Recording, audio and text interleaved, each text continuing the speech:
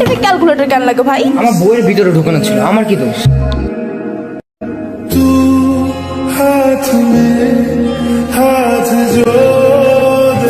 তোমার ছাত্রের অবস্থা বলো তো, পড়ালেখা কিছু করে নাকি সারাক্ষণ দুষ্টামি আর ফাজলামি? হ্যাঁ, না আন্টি, ও ভালো আছে, ট্যালেন্টেড।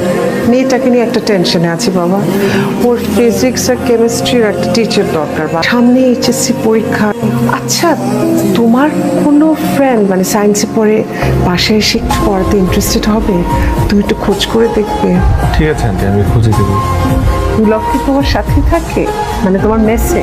না আন্টি, হলে থাকে, ফিজিক্সে পড়ে তো, ল্যাবের কাজ টাজ থাকে, হলে থাকে নাকি একটু সুবিধা। তোমার মা রত্নকর, এটা জমজ ছিল, দুজনই ঢাকা ইউনিভার্সিটিতে পড়ে।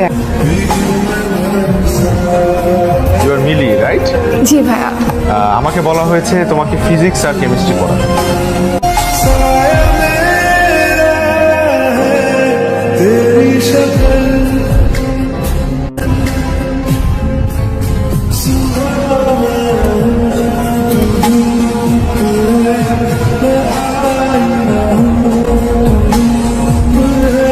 আমার কেমন জানি গিল্টি ফিল হইতেছে। কিসের?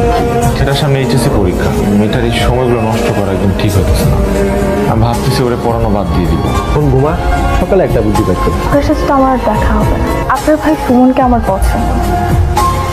আমাকে দেখে না একটু একটু লজ্জাও পায়। সুমন ভাই যখন মননকে পড়াইতে আসে, আমি না রোজ বাহানা করি মননের ঘরে একবার যাওয়ার জন্য। আমি না মননের খাতার মধ্যে আমার স্কেল কিংবা ক্যালকুলেটর রেখে আসি। তাকে আমি কখনো বলতেই পারবো না তাকে আমার এত পছন্দ।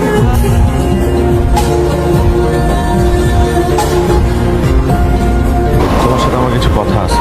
কি কথা ভাইয়া? পুলক আমাকে সব বলছে। তুমি এখনো বাচ্চা একটা মেয়ে, ইউনিভার্সিটিতে পর্যন্ত উঠো নাই, মন দিয়ে পড়াশোনা করো। তুমি এক্সামটা দাও, তারপর না হয় হাত ধরে পাশাপাশি হাঁটা। আপাতত না হাত ধরে নাই হাঁটলাম, পাশাপাশি হাঁটা যাবে।